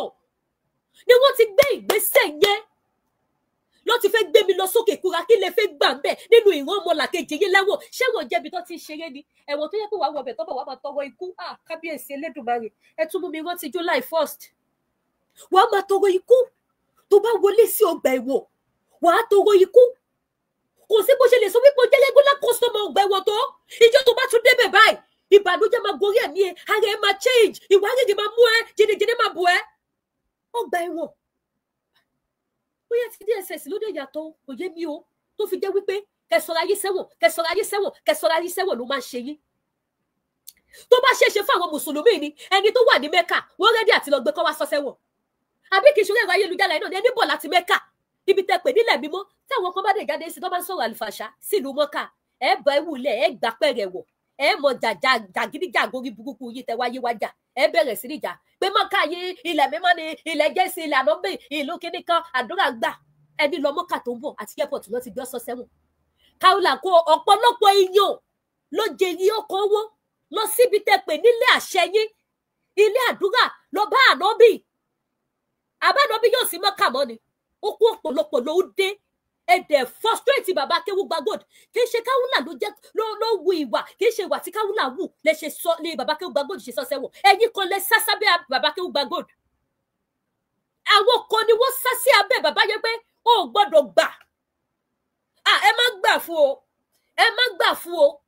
àwọn kan lọ sá sí abẹ́ bàbá yẹn ó wá ṣe mí láàánú bàbá Akeugba Gold wípé ẹ̀dẹ̀ gbà kí wọ́n lóyìn bí irinṣẹ́ burúkú nínú Islam ṣẹ̀bẹ́nu yín lẹ fi sọ̀rọ̀ bíbà wípé ẹ̀rẹ́dì àti rán yàn lọ sẹ́wọ̀n mo mọ̀ pé jọ́tà Akéwùgbà Gold ṣe fídíò yìí ìlọ́tọ̀ fáwọn ẹni bíi tí ń gbé nínú ìsìlámù wá pé Akéwùgbà Gold jọ yẹ pé ẹ ní wọ́n ta ní lẹ́wọ̀n ó máa dẹ́wọ̀n ẹ má gbé yẹn wá o ẹ má ṣe yẹn o ẹ má ṣe gbá o àṣírí wo lẹjọ nílówó ara yín tí wọ́n fi lè tìyín lọ ti Kaula sẹ́wọ̀n tí wọ́n dẹ̀ ṣe fídíò ẹ̀ tó dẹ̀ sọ sórí social media wọ́n dẹ̀ ya fọ́tò bá ṣe ń jù sẹ́wọ̀n ṣé ìjọba náà ló authorize wọn wípé ó yá ẹ bẹ̀rẹ̀ sí ní ṣe fídíò ẹ máa pín kí gbogbo ayé mọ̀ wípé ó ti lọ ṣẹ̀wọ̀n ibi tẹ́ máa ti mọ̀ wípé ó ti pẹ́ tó ti fẹ́ bring woman yìí down nìyẹn woman yìí kàn jẹ́ ọlọ́rọ̀ àbètí dídì ni tí ò fura sọ́rọ̀ ara ẹ̀ she will have just mind her lane among them she will have mind her lane kò yẹ kálẹ̀ jẹ́ Kaula kọ́gọ́ọ̀mù àbí ọlẹ́ṣẹ̀ pé kò yẹ kí woman yìí gold pẹ̀lú anybody yìí ó yẹ kó mind lane yẹn kálẹ̀ jẹ́ Kaula ti rí wípé àárín ọ̀tá lòun wà ìjọba wo ló authorize yín kó yá wọ́n ṣe mo lọ sẹ́wọ̀n pẹ̀lú akọ́pù lọ́wọ́ yìí ó yẹ ẹ máa ya fọ́tò ẹ máa sọ síta bó wọ́n ti gbà táwọn DSS mú wa tí ó bá ń ṣe wípé ó jẹ́ federal case ni they will not allow anybody to do the video àwọn tó fẹ́ súnmọ́ wa gbowó sọ fún wọn ní pẹ̀lú ìbọn kílẹ̀ tí kò jẹ́ olówó wọn sí kílẹ̀ tí ẹnu bọ́ wọn sí àwọn èèyàn ń ta kété fí fídíò wa lọ́ọ̀kan ni nobody tó ní access àti move closer to us federal case nìyẹn náà ká má wá sọ case to case individual tẹ wá fi hàn láwọn ọwọ́ kó àkọ́pù sí woman yẹn lọ́wọ́ láì jalè gbogbo ẹ̀yin tẹ jókòó sí ìdí ìkà yẹn tẹ sẹ́sí abẹ́ Alájà Akéwùgbà Gold láti ṣe ìkà yẹn nítorí ẹ fẹ́ bring Kaula down Ọlọ́run á sọ fún yín gẹ́gẹ́ bí èrò ọkàn yín gbogbo ẹ̀yin tẹ sàsí woman yẹn náà tó fi ṣiṣẹ́ lọ́dọ̀ Akéwùgbà Gold torí lẹ́yìn Akéwùgbà Gold kò sí ìyálà ìyá anybody nínú yín tó tún lè mú woman gbogbo ẹ̀yin tẹ wá dúró tẹ ṣèbàjẹ́ tẹ sàsí tẹ sáyà orí burúkú yín ẹ̀yin ológun sọnù tẹ sàsí woman tó fi ṣiṣẹ́ lọ́dọ̀ Akéwùgbà Gold tó fi débi tó dé Ọlọ́run á sọ fún yín gẹ́gẹ́ bí ìwà yín nítorí pé kí ni ìjà tó ṣẹlẹ̀ láàrin Akéwùgbà Gold àti Alájà Kaula kì í ṣe ojú lásán àwọn méjèèjì ò sì fura wọn ò fura ìjà yẹn ti pọ̀ jù lórí kí ni ṣé wọ́n ṣe ìyára wọn lówó ni tó bá kọlẹ̀ dẹ́dẹ́dẹ́dẹ́dẹ́ fún Kaula tán Akéwùgbà Gold máa gbé ṣákéwùgbà Gold yẹn ló wá yẹ kó wọn lẹ́wọ̀n tẹ wá ń ya fídíò ọmọbìnrin yẹn pẹ̀lú àkọ́pù lọ́wọ́ tẹ́ ẹ̀ sọ sí gbogbo ayé káwọn ayé máa wò ó kọ́ máa wọ ẹlẹ́yà ẹ̀ tí wọ́n máa tún fi wọnú sẹ́ẹ̀lì lọ Akéwùgbà Gold ẹ̀yin gan ẹ ti ṣe kọjá òfin sà wọ́n máa yẹ wọnú sẹ́ẹ̀lì lọ́bẹ̀ wọ́n dẹ̀ snap ẹ̀ ṣe bí picture bó ṣe wọ sẹ́ẹ̀lì ni ó wà níbìnà máa fi wọ̀nyí ó wà lórí social media wọ́n post ẹ̀ káàkiri ni wọ́n dẹ̀ snap ẹ̀ wọ́n dẹ̀ post ẹ̀ wọ́n dẹ̀ snap ẹ̀ wọ́n dẹ̀ post ẹ̀ wọ́n dẹ̀ snap ẹ̀ wọ́n dẹ̀ post ẹ̀ tó bá jẹ́ wípé bí wọ́n máa ṣe wọnú sẹ́ẹ̀lì náà ó bá faint ó bá ṣe yẹ̀kẹ̀tẹ̀ wọ́n á tún ṣe fídíò ẹ̀ wọ́n á tún post ẹ̀ wọ́n á ní ẹ̀rí ìyá gbọ́ngọ́ ó ti kú orúkọ oríṣiríṣi ni wọ́n fún woman nítorí kíni irú ìjẹ̀sìn wo lẹ̀ ń jà tó tó bẹ́ẹ̀ kí lẹ gbà lọ́wọ́ ara yín ṣe para yín lọ́mọ jẹ ni ṣé wọ́n bà lóbì lórúkọ jẹ ni ṣé wọ́n lánàbì yìí jí pátá ni ṣé wọ́n ló jí pátá ṣé wọ́n ló rẹ́pọ̀ ọmọ ọdún mẹ́fà ṣé wọ́n ní ló fẹ́ yàwó ọmọ ọdún mẹ́sàn-án ṣé wọ́n ló báyọ̀ àbúrò àtẹ̀gbọ́ sùn Akéwùgbà Gold wọ́n ti lẹ̀ jí pátá àbọ̀ ti sọ pé jí pátá ni so irú bà lórúkọ wo jẹ́ wo ni wọ́n fún yín tẹ́yìn òfin wò ó pé mo fi jọ bàbá mi tí ń bẹ lọ́run ni wọ́n bà lórúkọ jẹ́ síbẹ̀ òun jì lọ lọ́run àwọn ìsìlámù lọ́jọ́ tòní gbogbo ìbàjẹ́ yìí tí Kaula ṣe ṣó ni ẹ má débi tẹ́ má dé ni irú wo ló tún lára yín irú wo ló tún ìbàjẹ́ tó ṣe fún yín ṣó tó ìtọ́ ṣe fún Ànábì Muhammad sallallahu alaihi wasallam ẹ mọ bó ṣe bà Ànábì lórúkọ jẹ́ dé ni ọpẹlẹ bòkù sọ̀rọ̀ wọn pẹlẹ bòkù sùn ọpẹlẹ ajípátá oríṣiríṣi oríkọ ọpẹlẹ ìdọ̀nù ọpẹlẹ igi kí ni wọn sọ sànàbí lára tán tálẹ̀ yìí fi iṣẹ́ ìmáàmù yìí tẹ̀ ṣe tálẹ̀ fi jọ́ mo fẹ́ kí n dàbí Jésù nínú ìwà pẹ̀lẹ́ ẹjọ́ torí olótálẹ̀ yìí fi ti yín jọ sà ẹ wá jẹ́ kó rí yín lò láti fi mú woman èèyàn Daddy mi Ọládélé èèyàn kan ní I can't believe this can be true kí ni ó ṣe true Daddy mi Philip ẹni you can't believe wàláhì tẹ́ bá gbọ́ tútù tó gbá ski Alájà Kaula ti wà lẹ́wọ̀n pẹ̀lú àǹkọ̀ọ̀fù lọ́wọ́ báyìí ni láì jalè láì jẹ́ ọmọ èèyàn gbé láì jalè láì jẹ́ ọmọ èèyàn gbé bá wa ṣe ẹ jẹ́ wá gbọ́ láti lẹ̀. àwọn nǹkan wọ̀nyí ò bá yanjú yóò difficult fún mi náà láti withdraw case bíjọba bá dẹ̀ ń take action yóò difficult fún mi láti kó wọn lọ́wọ́. wọ́n ti sọ ẹyin tẹ́ bẹ̀rẹ̀ ẹyin tẹ́ ẹ̀ṣẹ̀ dé òun kálukọ̀ rẹ̀ yìí. ẹyin tẹ́ ẹ̀ṣẹ̀ dé káàbọ̀ sórí ètò Alájà tẹ́ ẹ wò yìí ẹ wò ẹ jẹ́ túyẹ̀ fún yín kẹ́yìn ti TikTok kiri dáadáa ṣé ti rí báyìí àǹkọ̀pù lẹ́wọ̀ lọ́wọ́ Alájà yẹn àǹkọ̀pù tó fi sọwọ́ sẹ́wọ̀n lókè kúra òun lẹ́wọ̀ yẹn ẹ ṣáà ti rí àǹkọ̀pù ṣé ti understand bó ṣe lọ sí kò sí wípé you don't understand what is going on this morning. Yes, this morning máa ṣe fi fọ́tò wọ̀nyí bálájà ṣe wọlé gbẹ̀gbẹ̀gbẹ̀ kọlẹ̀ sí sẹ́ẹ̀lì máa fi wọ̀nyí ó wà lórí social media wo ló tún trend sí. Akéwùgbà Gold ló sọ Alájà Kaula sẹ́wọ̀n nítorí Alájà Kaula wọ́n jam tọ́kì wọ́n jòyà sọ̀rọ̀ sọ́bọ́tò wọ́n sọ̀rọ̀ sọ́bọ́tò àwọn sọ̀rọ̀ sọ́bọ́tò aláàjì náà bá wùwà ìwà kí ni ká pé wàtá aláàjì náà wù ìwà jàgídígàgan aláìní forgiving heart àbí kí ni ká pé àmọ́ wá ṣe nǹkan àwọn yọ̀ọ́ṣà béèrè can this be true, can this be true? Ṣé mo sọ wẹ̀ fún yín lánàá ni? You know I always stand fún woman but today inú mi ò dùn ó ti sunkún darí làárọ̀ ìlú ọ̀rọ̀ Alájà Kaula because ológun ló máa ń lógun ogun yẹn ti pọ̀jù fún woman yóò dẹ̀ fura bí ògo woman ṣe pọ̀ tó lógun ayé wọn ṣe pọ̀ tó lógun wọn ṣe pọ̀ tó bó bá sún fẹ́rẹ́ nínú kọ̀ọ̀rọ̀ yàrá ẹ̀ báyìí wọ́n ti gbé sórí íńtánẹ́ẹ̀tì tí ó gbé ìtẹ́ bẹ̀rẹ̀ pé can this be true? Na true o mi ò parọ́ fún yín o bí ok na láyì lẹ́wọ̀ áńkọ̀pù lọ́wọ́ èèyàn aláńkọ̀pù lẹ́wọ̀ ẹjẹ́ tún yẹ̀ fún yín áńkọ̀pù má mu gàrí òun lẹ́wọ̀ lọ́wọ́ ìyá yẹn ẹ ṣáà ti rí dáadáa ó ṣò dáadáa ń bẹ̀ yẹn má mu gàrí lẹ́wọ̀ yẹn I can't believe it àwọn èèyàn kò kọjọ síbẹ̀ fún mi wàláì kò sẹ́ni tó gbọ́ tí kò ṣe wọ́n ní kàyéfì pé kò sí ẹni tó gbọ́ tí kò ṣe wọ́n ní kàyéfì pé Alájà Kaula lẹ́wọ̀n Alájà Akéwùgbà Gold sọ Kaula sẹ́wọ̀n pẹ̀lú màmú gàrí lọ́wọ́ mo fà o you shock me sef kì í ṣe ẹ̀yin nìkan ló shock ẹjẹ́ máa gbọ́ wọn níṣó. àjọṣe ló máa ń dínkù èèyàn kan mọ ìwà ń kálukú ni. wetin she do? bó ṣe yẹ ń bá lágbájá rìn ni bó ṣe yẹ ń bá lágbájá rìn ni bó ṣe yẹ ń gbèjà lágbájá tó ní àtúnyẹ àmọ̀dẹ̀rázà tó wọ́n sàmọ́nù wa kò sáà tó wa ilé ayé sìnkú ni ìwà àwọn èèyàn ní òní tíṣà tí wọ́n kọ́ lórí TikTok bí a ṣe ṣàyé ni. nítorí náà àwọn bàbá mi tí wọ́n ti pè mí pàápàá bàbá mi Hamidu Ajíbádé tí mo ní respect fún ó sọ̀rẹ́ndà fún yín mi ò jẹ́ kọjá level yẹn àbá Ìmáàmù Ìbàdàn ó sọ̀rẹ́ndà fún yín kódà ó fi dórí síwájú wa yẹn tí a mọ PDP mo sọ̀rẹ́ndà fún yín sọ̀rẹ́ndà ìyá ti wà lẹ́wọ̀n o aláàjì ọlọ́pọ̀ èèyàn mo ti sọ̀rẹ́ndà fún yín bẹ̀tẹ̀ dákun sẹ́rí gbogbo nǹkan yòókù tí mo kà yóò lórí ìwé ìròyìn yóò lọ gbá èmi náà ti withdraw gbogbo yẹn bẹ́ẹ̀ àwọn tó wù yẹn kó mú ní kọ̀ọ̀kan bó ṣe kà á tí bínú sọ̀rọ̀ yẹn ó bá mú ní kọ̀ọ̀kan ní tẹ̀yàn kì í fi báyàn lórúkọ jẹ́ nìyẹn ìbà lórúkọ jẹ́ máa ń rìn gan àtúnṣe kì í sábà rìn mọ́ ẹlòmíì ní fídíò yẹn lọ́wọ́ dọ̀là ó lè jẹ́ pé gbàtẹ́ mi ò bá sí láyé mọ́ ní òfin àwọn ọmọ ni pé ṣe bí bàbá rẹ̀ ní ẹ̀sọ́ báyìí ń parí tẹ́nì kan ò jẹ̀ sí nílẹ̀ Yorùbá yìí ní gbogbo ayé yìí tó lè sọ pé èmi sọ bẹ́ẹ̀ nípa òun tàbí mo bò ń lórúkọ jẹ́ rí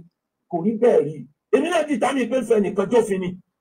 àmọ́ tí ò ní jẹ́ kí n fi jófin ní táwọn nǹkan wọ̀nyí ó ṣẹlẹ̀. ẹ jẹ́ ká stop ẹni bí tá a gbọ́ dé yẹn alájà ẹ ti wá fi alájà jófin sí kí lèrè yín alájà Akéwùgbà Gold bàbá mi ẹ ti wá fi Kaula jófin sí kí ni gẹ́ni yín ṣé yóò ṣànọ́bìrì ṣe ti rẹ́nu lẹ̀ ṣe ti rẹ́nu ọkọ́ ọláwọn ti decide pé àwọn máa fi èèyàn kan jófin ó wá jẹ́ àbẹ̀fẹ́ lẹ wá fi jófin ẹ̀yin tẹ́ bá wò pé ta ló ń jábẹ̀fẹ́ alájà Kaula ló ń jábẹ̀fẹ́ àbẹ̀fẹ́ ni aláàjì Akéwùgbà Gold máa ń pè wọ́n aláàjì ẹ wá ti padà fi àbẹ̀fẹ́ ẹ ti lọ fi jó òfin fi ṣẹ̀sín fi ṣẹlẹ́yà báyìí lára distraction tẹ́ni kí woman ṣe ẹ jẹ́ kí n play kan níbẹ̀ kẹ́yìn èèyàn gbọ́ woman ṣe bóyá 12 million tí ó wà tí ìdá padà bóyá òun wá ní nǹkan ẹ jẹ́ agbélé ṣóhun lélẹ̀. sọ̀nà ọlọ́wọ́n bá wa àtàwọn màláíkà ṣáájú kọ́lọ́wọ́n kó tó ju àwọn èèyàn sínú ayé wípé ẹ máa lo ayé. ẹ jẹ́ ń sọ nǹkan kan fún all lawyers gbogbo lọ́yà ọjọ́ kànáàbì ní conversation pẹ̀lú ni mo fẹ́ play fún àwọn kìíní yẹn pọ̀ bọ̀. Walillahi alhamd. àwọn kìíní yẹn pọ̀ gan máa mú fún wa lẹ́sẹẹsẹ pẹ̀lú àlàyé tá a dẹ̀ máa understand. nígbà tí Akéwùgbà Gold kọ́kọ́ gbé Kaula lọ sí court ní Òkè Kúrà lára nǹkan tí mo ṣe sọ wípé tó bá jẹ́ pé mo mọ contact alájà Kaula màá ti pè wọ́n màá ní kó lọ ṣe retraction òun lélẹ̀. ṣé ilé ayé yìí don't feel too big sọ̀rọ̀ ẹ jẹ́ ká learn látara Alhaja Kaola irú nọ́tì bá wù kó máa bí wa tá bá ti wà lórí afẹ́fẹ́ ẹ jẹ́ ká control anger wa. Wọ́n gbé Alhaja lọ sí kóòtù lákòókò Alhaja lọ kóòtù wọ́n dé ìwà sọ̀rọ̀ sọ́bọ́tò yẹn Alhaja Kaola tún wá sọ Alhaja sọ̀rọ̀ sí adájọ́ ẹ̀yin tó jẹ́ pé àárín ọ̀tá lẹ wà tẹ́ bá sọ fẹ́ báyìí wọ́n máa gbé ẹ wá ṣe program pé ẹ ṣe administration program fún Abibu Lagbaji tó gbà yín sílẹ̀ ní court ẹ wá bú pọ̀ rí máa pọ̀pọ̀ ìyálàyà George ẹ mọ̀ wípé àwọn ẹnìkan òkè ọ̀hún bí ìfẹ́ dárúkọ ẹ̀ nínú program eléyìí tí program tiẹ̀ ṣe bọ̀ màá ṣètò wá pariwo lé ìjọba lórí òun ló mọ àwọn terrorists kíjọba Nàìjíríà bá wà yìí fight ẹ̀ kó wá provide àwọn terrorists kó má pààyàn mọ́ ní Nàìjíríà kó má pààyàn mọ́ ní Nàìjíríà gbogbo fídíò tẹ́ ẹ̀ ṣe ẹsẹsẹ báyìí ló ń bá yí kọ́ọ̀tì point níbẹ̀ nítorí pé kí ni ẹni bú ni olórí ibú tó wá gbogbo ọ̀nà láti kó bá olóríire ni olórí ibú tí ò nífẹ̀ẹ́ olóríire dénú bó bá ń bọ́ olóríire ṣe bó ṣe máa bá ṣe láti mú àṣírí ẹ̀ láti bá tiẹ̀ jẹ́ òun ló ṣe bá ṣe. Ẹ wá bọ́ síta ẹ tún wá sọ̀rọ̀ sí lọ́ọ̀yà ẹ tún wá gbé lára nǹkan tá Alhaja Kaola sọ ohun tó jẹ́ pé wọ́n lásọ̀rọ̀ sọ fún tó nìyẹn o ẹ wá gbọ́ ẹ máa gbọ́. àwa débẹ̀ yẹn ibi mò ń lọ nìyẹn appreciation ni mò ń ṣe mo fi máa appreciate but àwọn nǹkan tó bá ṣẹlẹ̀ lóòótọ́ embarrassment tí mi ìrírú ẹ̀ rí mo kàn ní court. now Alhaja ní embarrassment táwọn ò rí irú ẹ̀rí àwọn rí ní court láì mọ̀ wípé preamble nìyẹn tó ṣe fún wọn preamble kẹlẹ̀ mọ́ pé tipẹ́ tí woman ti wà láàrin ọ̀tá o preamble òun ni wọ́n ṣe fún wọn wọ́n ṣẹ̀ṣẹ̀ wá rí ẹlẹ́yà gidi ẹ̀yin náà ẹ wo odidi Alhaja Kaola pẹ̀lú àǹkọ̀pù lọ́wọ́ Alhaja Kaola onímímọ̀ ẹni tí ń fi gbogbo ìgbà jèrè ọkọ̀ àwọn èèyàn sínú ìsìlámù tó ń tún ìsìlámù ṣe pé kí ìsìlámù má bàjẹ́ nílùú Nàìjíríà òun lẹ́rọ àǹkọ̀pù lọ́wọ́ ẹ̀ yìí o àǹkọ̀pù tó fi wọlé sí òkè kúrá lọ́gbà ẹ̀wọ̀n máa ṣe fi fọ́tò bó ṣe wọlé sí kúrá náà máa fi hàn yín ẹ já mọ́ gbéyà lọ ó yá. tó jẹ́ adájọ́ nínú kóòtù yẹn n tó ọkọ sọ ni pé I don't know you. Ta ló ń pè mí? Hello. Hello Lady K o. Ẹ káàsán sá ẹ káàbọ̀ sórí ètò. Ẹ káàsán ẹ ṣá ń gbóhùn yín lábẹ́lẹ̀. Bẹ́ẹ̀ sà. Canada ni mo wà ní Quebec ó gbélé yín wà. Canada náà ni mo wà sà. Mo mọ níbo nílé wa Quebec ló wà. Hamilton ni mo wà Hamilton. Hamilton. Báwo la ṣe lè gẹ̀ẹ́sì ogun yẹn ogun pakuru mọ́ ẹ. Pakuru mọ́ kó dáadáa ok ẹ pè mí lórí WhatsApp màá sẹ́ndì ẹ̀sìn yín ni ẹ sẹ́ndì àdírẹ́sì yín màá bá yín post ẹ̀ òun ni. Ok. Ẹ mẹ́sẹ̀gì mi ní WhatsApp. Ok. Ẹ já máa gbádùn lọ ẹ̀yin tí ẹ bá fẹ́ ra oògùn manpower tó máa jẹ́ kẹ́ pakuru mọ́ kẹ́ dókò dáadáa òun ni. I don't know you, I don't know your name, I don't know anything about you. Mo wá wò báyìí mo ní it's not strange. Kò lè dùn mí pé o mọ̀ mí torí pé o lè jọ. Ṣé ti gbọ́ Alhaja nígbà táwọn dé court wọ́n ní lọ́ọ̀yà ìyẹn George yẹn wá sọ wípé I don't know you. Ṣé forúkọ títí ríra tíkẹ́ẹ̀tì lọ sí àjìnà Alhaja wàhálà ẹ ṣe mí gan òyà ìfọ́lù àǹdí mi gan but a máa kọ́ lẹ́lẹ́rọ yọ lọ́nà ká tó fàbọ̀ fẹ́ dìyẹ ọ̀rọ̀ yóò ṣe èsì ká kọ́ yọjú tó wà nílẹ̀.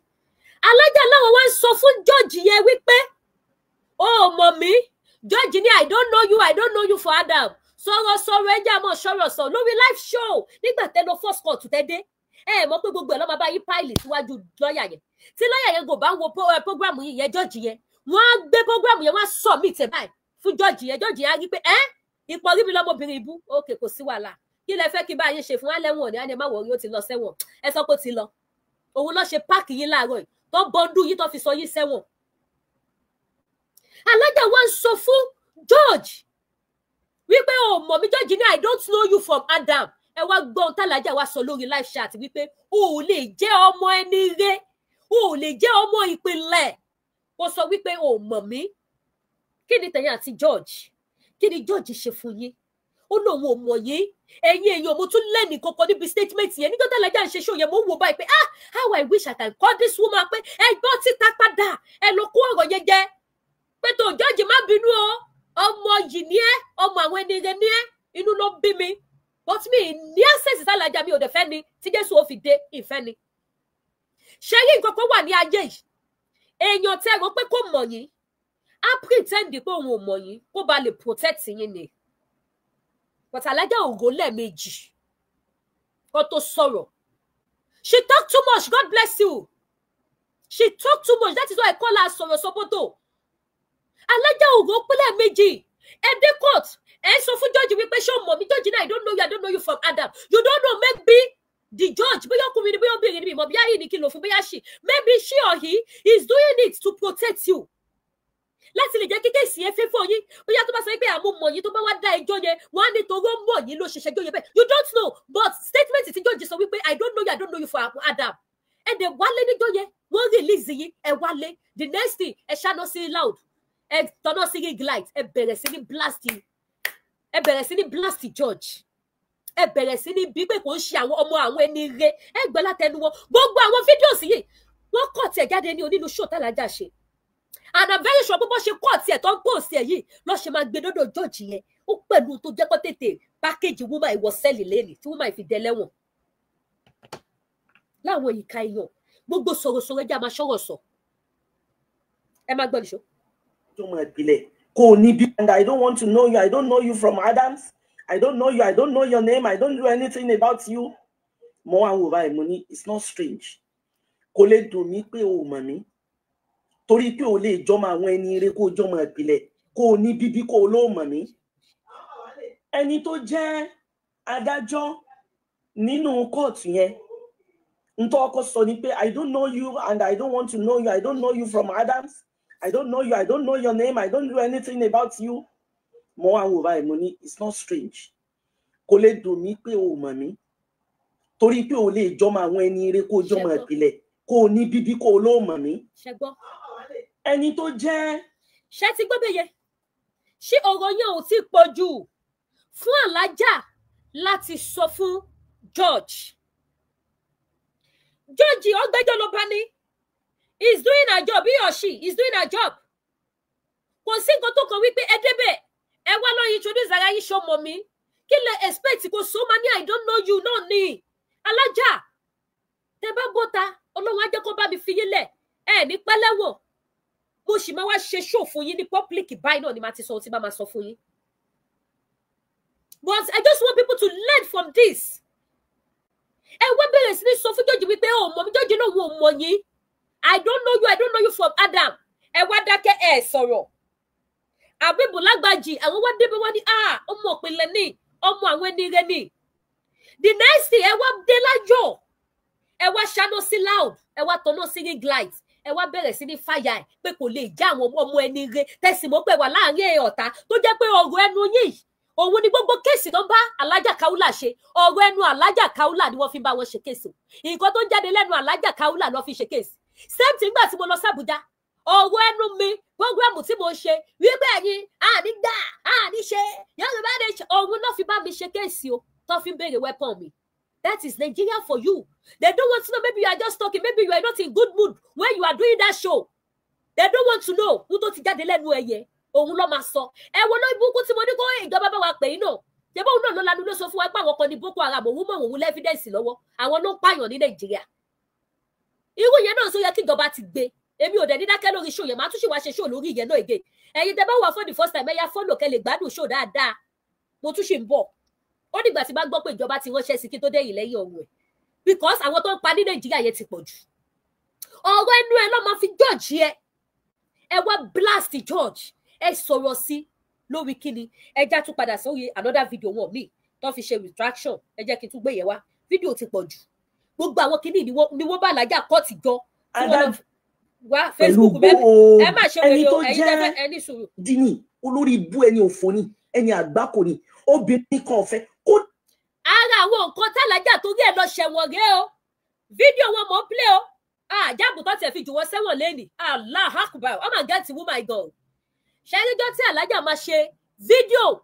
tí wọ́n fi sọ wípé èèyàn burúkú ni Alájà Akéwùgbà Gold. Ìjábù tó gbé wọnú ẹ̀wọ̀n lẹ́nìí. Ìjábù yẹn náà lọ́wọ́. Òun ni máa fi fídíò náà yìí o. Ẹni sùúrù. Fídíò náà ni. Ṣé ti rí pé ìjábù yẹn náà lọ lò? Ṣé rí pé wọ́n perfect assignment Alájà dáadáa? kó tó gbé alájà ẹ̀yin tí TikTok ṣe máa rí báyìí àbí ẹ jẹ́ ń gbé alájà kúrò ní studio mo ń bọ̀ mo ti gbé wọn kúrò studio ṣé ti rí báyìí òun ni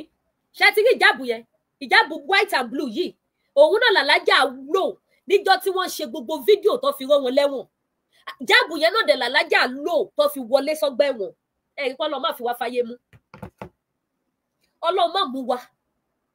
jáàbù tó lò tó fi sọ gbogbo tó sọ nípa Nkéwùgbà Gold tó gbé wọn wọ ọgbà ẹ̀wọ̀n lẹ́nìí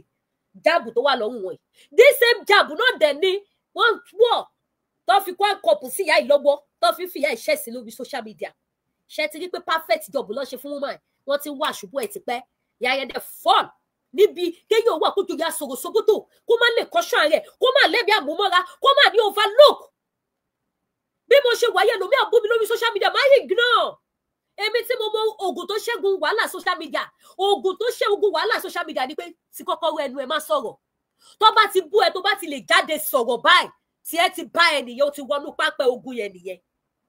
ó ti wọ́ nìyẹn ẹ mọ èèyàn tó ti ṣe ṣó fún mi lóṣù yìí ìjẹ́ gbọ́ lórí platform mi bíbá pé àwọn nǹkan ṣe ṣó fún mi lágbájá bọ́ síbí kí ni mo ṣe fún ẹ o ṣe báyìí ṣe gbọ́ lórí platform mi ìjẹ́ gbọ́ nǹkan kan mọ́ ṣó ẹyọ kan yẹn náà ni wọ́n rí ṣe ká nígbà tó ṣe ẹyọ kan yẹn mo jáde wá fún wọn lésì ni èèyàn tó ti wá mi ti pẹ́ àtàwọn tó fẹ́ táìpù glory lára mi lára orúkọ Lady K tí mi ò ṣẹ̀wọ́ tí mi ò rọ̀wọ́ they will join hand together and come for me wọ́n bẹ̀rẹ̀ sí ní ga fight ogun yẹn wá máa lọ bẹ́ẹ̀ kò ní ṣe ṣẹ́ mọ́ ṣùgbọ́n mo ti mọ ogun social media ẹ bá gbé ìyá kẹ gbé bàbá kẹ gbé gbogbo ẹbí kẹ rárá bú kẹ soríṣiríṣi ń pa mi àná sí à mi ìrìn ni ṣó ẹyọ kọ̀ọ̀kan yẹn ni mo jẹ yín tẹ bá wá lè ya wèrè ìjọbọ lọ ẹ ṣe ṣó ẹ méjì abẹ́mẹ́ta ẹ bá wá sí ohun tẹ fẹ́ sọ bẹ́ẹ̀ èmi Àyọ̀ká ò ní dá yín lò ẹ bá parọ́ mọ́ mi èrò náà ni káwọn náà Lady K sọ̀rọ̀ nǹkan tó ṣe fún ẹ yìí bó ṣe titi ẹ àbí bẹ́ẹ̀ ni màá ní bẹ́ẹ̀ ni ohun tó bá ti sọ náà ni bó ṣe rí nìyẹn ìní down ogun social media nìyẹn day one tó ti gbé àṣírí woman wá sí social media tí woman ti bọ́ sí dáwọ́ bẹ̀rẹ̀ sí ní ṣe show fún wọn tó ti gbé exchange show fún wọn ni woman ti kó sí pápẹ́ ogun social media ni woman ti tẹ̀sẹ̀ bọ́ bàtà wàhálà ogun social media àwọn náà wá tún wá joyè over sabi over turkey ṣe ti ráyé ẹ bá wa pín ètò ẹ káàbọ̀ sórí ètò ẹ káàbọ̀ ẹ̀yin tẹ́ ń bi mí léèrè pé kí ló ṣẹlẹ̀ mo rí gbogbo ẹ bá wa bá Alájà Kéwùgbà Gold Alájà Kaola ti wà lẹ́wọ̀n lókè ìkúra ìwòye 2 years ago rèé o tó lọ ti ta lọ lọ mọ òkè kúra ìwòye last 2 years ago 2023 náà ni wọ́n make attempts àti gbé mi lẹ́ẹ̀mejì lọ sókè kúra yẹn ọpẹ́lọpẹ́ Ọlọ́run ní ara mi àti Mr Wisdom mo máa ń sọ lórí ètò kò sí irọ́ ń bẹ̀ ọpẹ́lọpẹ́ Ọlọ́run àti Mr Wisdom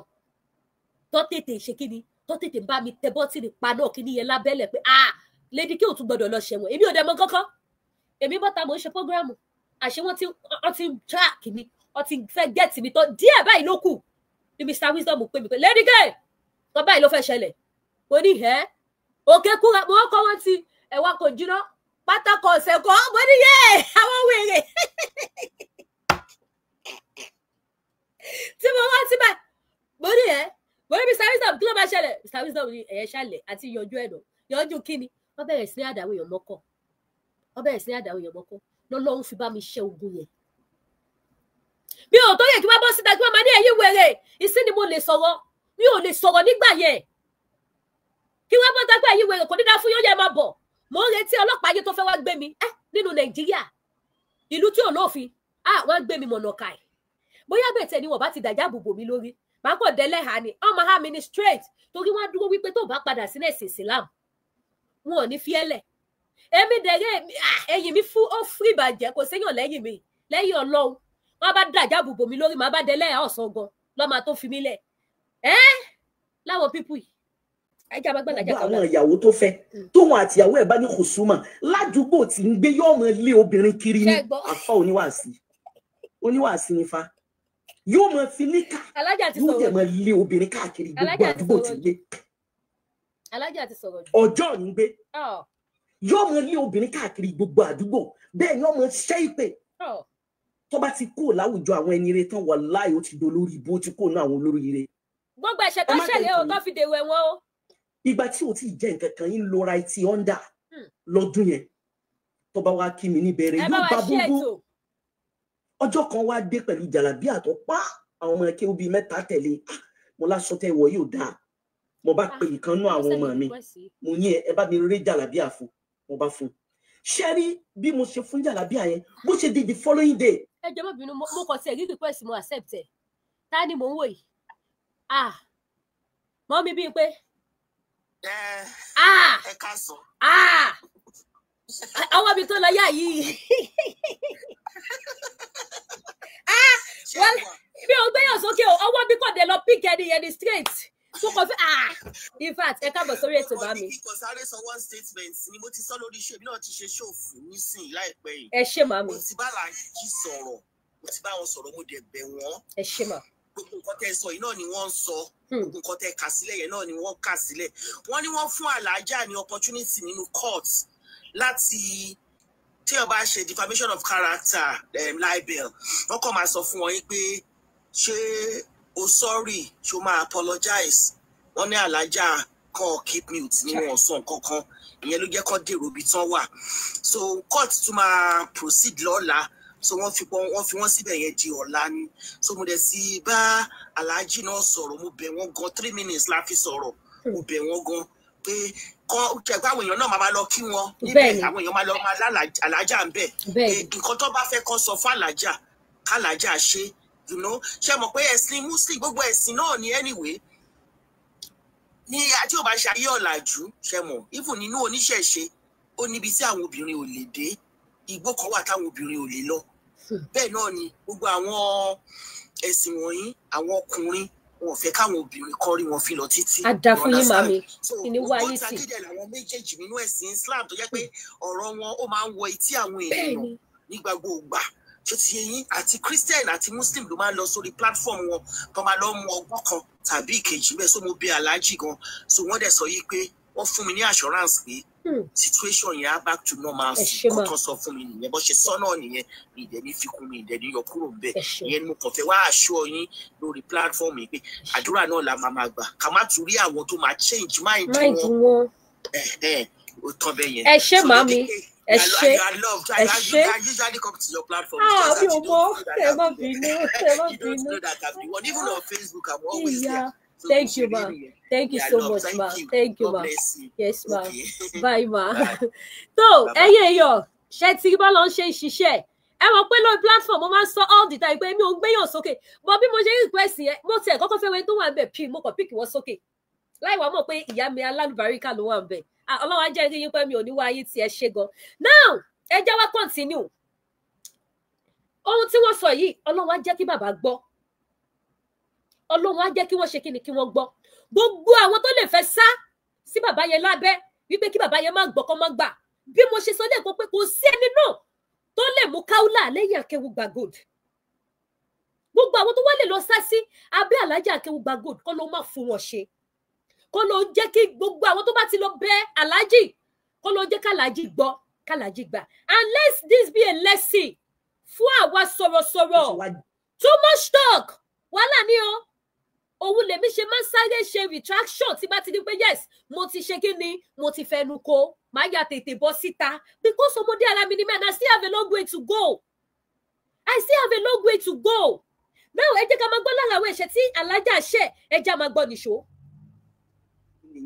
nìyẹn nílé tí à ń lò fún skúlù ń sìn bó ṣe wá jí bá mi nìyẹn ó wà ní ilé mo ń fi ẹ̀yìn ṣe ilé mo ń gbénú ẹ̀ mo ń lo ìta fún skúlù torí compound yẹn tóbi gan ibẹ̀ náà mò ń lò fún school ibẹ̀ náà ni mò ń gbé ọba abami lọba ní kí n jọ òun ṣe istikhara ni òun fọlọ́run ọba bẹ̀ mí kí n dákú kí n fẹ́hùn mo ní fẹ́yìn kẹ kí lẹ rí kí n fẹ́yìn báwo ó sá bẹ́ẹ̀bẹ̀ mo bá ní òkè ẹjẹ́ máa fi bẹ́ẹ̀ lọ́hùn tọ́ ọba lọ níjọ́ náà ọlọ́run sì tẹ́mi ní kì í dá jókòó ọmọ kéwú ìyá Sẹ́límù ọlọ́run kójọ kó bá mi gbà lẹ́rú yóò máa bẹ pẹ̀lú mi bó ṣe di the following day bó ṣe dé pẹ̀lú ẹnìkan nìyẹn ọlẹ́gbọ́n òun ni ọlọ́kùnrin náà ń gbé Àbújá ọlọ́kùnrin yẹn ń gbé Àbújá ó ní ó wá ipò wa kí mi òun sọ̀rọ̀ rẹ̀ wá ní òun láìka Alhaja Kaola alima ni kìíní kan ni aláàmọ̀ ni ẹni ire ni kìíní kan náà méjèèjì bá dé inú tiẹ̀ kọ́kọ́ ń bí mi mo fẹ́ máa bá security àti driver mi jà ìpèsè ìgbádùn ni kí ló mú yín sílẹ̀kùn fáwọn èèyàn yìí why tẹ́ wá sọ fún mi kó tó di pé ṣílẹ̀kùn fáwọn yẹn n tí mo ń sọ yìí ti pẹ́ gan o n tí mo ń sọ yìí láti year 2009 2010 ó lọ́rọ̀ tí mo ń sọ fún yín ẹ má jẹ́ kí n tàn yín lọ bá mú bọ̀dá rẹ̀ yẹn dé nígbà bí wọ́n ṣe wọnú sitting room mi tí wọ́n jókòó ní ọba tu gbogbo kìíní ilé ẹ̀kọ́ yìí kọ́ yàtọ̀ sẹ́gbẹ̀jì mo bá sọ fún wọn àwọn méjèèjì náà yìí pé sí kọ̀rọ̀ mo ní ẹjọ́ torí Ọlọ́run kí lẹ fẹ́ fi ń tẹ́ kó kalẹ̀ ṣe wọ́n ní torí rẹ̀ làwọn ṣe kó wa mo ní kí ló fà á ṣé mo invite yín ni wọ́n ní no ipe ó nídìí nítorí condition ọ̀rọ̀ ọmọ bíbí gbà táwọn sì mọ̀ pé torí ọmọ náà ó lẹ́yìn àti ọkọ yín lè ṣe divorce ara yín mo ní téèyàn bá bẹ́ẹ̀yàn lèèyàn ṣe mi ṣe kíní látàárọ̀ ọjọ́ mi ìdẹ̀ wà interested lórí kí n tó ní ń ṣe pẹ̀lú àbámọ̀dá Ọlọ́run mọ̀jẹ̀ ń ṣe ṣàánú mi mọ̀jẹ̀ ń rí ló bá ní kí n sábàmọ̀dá ọ̀rọ̀ ọmọ ni mo lóun sọpọ̀rọ̀ ọmọ ni ṣé mo ti gbà fún ẹ láti fẹ́ ẹ ni obìnrin tó bá gbà fún ni láti fẹ́ ni òun là á sọpà dìgbà dàgbọ̀n fún mi ì tí ì gbà mo ní ojú àlọ́ ọmọ ẹbẹ̀ náà ni mo wí àdúrà ni mo ní ojú àlọ́ ọmọ ṣe ló bá lóun ti fẹ̀mí sí òun ti sọ fáwọn ẹ̀yà òun ti sọ fáwọn gbá òun ti sọ fáwọn àwo ká má fa ọ̀rọ̀ gùn ni wọ́n bá gbé kinní yẹn sílẹ̀ ni wọ́n bá mú kinní ẹyin kan wọ́n ní ẹyin yìí wọ́n ní yóò jiná nísìn mo ní láì bọ́ sórí iná jẹ́jẹ́ mọ̀ omi tútù omi tó tútù wọ́n gbé omi yẹn dání tí omi yẹn ń hó ó dẹ̀ tútù tẹ́ bá fọwọ́ kan omi tútù bọ̀ tó ń hó gidi mo bá ní mò ń bọ̀ mo bá wọnú yàrá kan lọ mo bá lọ tilẹ̀kùn mọ́rí mo bá sáré ṣàlùwàlá mo bá ṣe náà fèl lórí ìforíkalẹ̀ mo ní wọ Ọlọ́run ọmọ intention ọkùnrin burúkú yìí ọkùnrin rẹ̀dẹ̀rẹ̀dẹ̀ yìí ìgbà náà kò tiẹ̀ bá nǹkan kan mu ọ̀pọ̀ ní àwọn jàlábíà tí mo kó fún tó ráwọn jàlábíà yẹn dá débi pé inú àwọn jàlábíà tí mo fún bàbá wa Ààrẹ Àríṣekọ́lá ni Ọlọ́run kó jọ kó bá ṣàlékún ìkẹ́ fún wọn nínú jàlábù yẹn ó ní jàlábíà tí mo gbé fẹ́ràn kù kì í ṣe yọkan yóò tó mẹ́fà tó jẹ́ pé kò lè wọ láyé kò sí ẹnì kankan ò lè wọrú ẹ̀ kò sí bí ó lè wọdé tí wọ́n ti ní mọ́ra abẹ́. ẹ bá wa tap o. bọ́ọ̀lù ọ̀fẹ́ ni mo bá bọ́ta lẹ́yìn náà fèl ní ọba ní ẹ̀yìn ẹ̀rí wọ́n ti ṣe kalẹ̀ wọ́n ti bò wọ́n bá ní gbà mo bá sọ fún mo ní ọkùnrin yìí mo dárúkọ ẹ̀ nígbà náà mo fòkò ìṣe sàrà kókó bá ń ṣàlékún tẹ bàbá wa ìmáàmù Ọ̀yọ́ ìgbà tí mo fẹ́ Ṣàràfà mo wà nínú mímọ̀ òfin dùgbẹ̀dùgbẹ̀ àwa lọ ṣe program lọ́yọ̀ọ́ Ájì Ṣàràfà wá tẹ̀lé mi àwa yọ ọ̀dọ̀ bàbá ìmáàmù ó náà ló sọ fún mi ó ní kí n jẹ́ àyàdọ̀ bàbá ìmáàmù akọjá wájú ilé wọn ó bá ní Àlàájá jẹ́ àyàdọ̀ bàbá ìmáàmù àbáyẹ ọ̀dọ̀ bàbá ìmáàmù Ọ̀yọ́ nígbà bá ìmáàmù rí ni wọ́n ṣe sùjúdù ṣúkúrù lẹ́ẹ̀mẹ́ta ẹ̀mẹ́ta ni wọ́n ṣe sùjúdù ọpẹ́ ẹ̀mẹ́ta wọ́n á ní bàbá kí ló dé tẹ́ fi wọ́n lálàájá Kaola mo bọ́ dúpẹ́ fọlọ́run ìgbà tí mo gbọ́ pé wọ́n ló lé ọmọ yẹn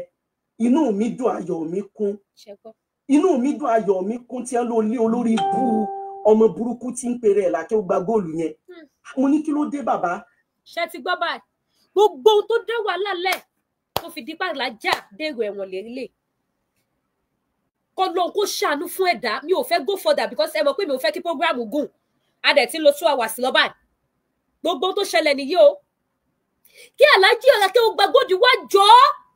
bí àwọn èèyàn ṣe ti ń pè wọ́n tó ti ń bẹ̀ wọ́n yìí kí Alhaji jọ kọ́ yáfì kọ́ let go gbogbo kéèsì yìí kọ́ má bá woman ìṣẹ́jọ́ mọ́ either Alhaji tender apology or wọ́n tender apology everybody ti rí òtítọ́ wọ́n ti mọ òtítọ́ and there is still one video here Alhaji sọ níbẹ̀ wípé Taofeek kò ń ṣe terrorist ìjà ló dé lórí dòwe ẹ jẹ́ kí gbogbo wa ká kọ́ ẹ̀kọ́ níbẹ̀ ẹni ìjà tó bá báyọ̀ jà máa jà níjà wípé ó lè níṣe mọ́ títí láíláí máa jà níjà wípé tó bá di ọ̀la ṣì máa rẹ́ gbogbo ohun tó bá fẹ́ sọ máa ṣọ sọ máa díjú délẹ̀ má kàn jábọ́ lọ má kàn fẹ́nu bà nǹkan jẹ́ ohun tó ṣẹlẹ̀ nìyẹn o. My name is Aki Anabi. I'm a video director and TV producer of Akomolowe on African Magic. Keep watching Drive TV. olólùfẹ́ Drive TV àti gbogbo ẹ̀yin tí Fẹ́mi Sola ẹ máa wo Drive TV. Keep watching Drive TV. My name is Wole Agba. Taking this time out to tell you all that you keep watching Drive TV. What drive ẹ̀wọ̀n ní ògo ẹ̀? What drive ẹ̀wọ̀n fulfilment? What drive ẹ̀wọ̀n bí tó bá lọ? Ó ní iṣẹ́ rẹ̀. Ibi ni kò máa wò Drive TV. Thank you. Chloe. Drive TV. driving you around the world.